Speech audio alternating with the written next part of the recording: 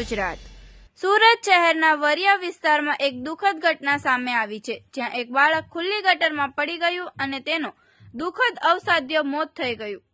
આ ઘટના બાદ પોલીસ દ્વારા જવાબદાર અધિકારી અથવા કર્મચારી સામે સપ્રાદ માનવવધનો ગુનો દાખલ કરાયો છે।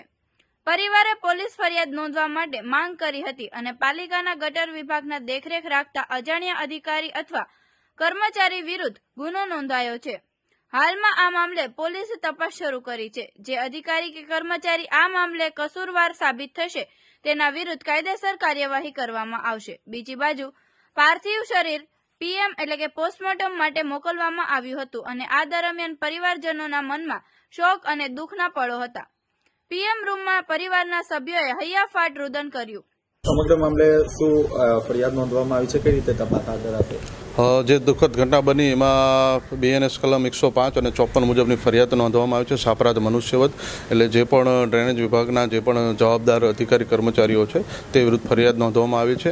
હાલ ફોરેન્સિક પીએમ અને પેનલથી પીએમ કરવામાં આવી રહ્યું છે। ત્યારબાદ જે પણ કાયદેસરની કાર્યવાહી છે તપાસ એ રીતે કરવામાં આવશે।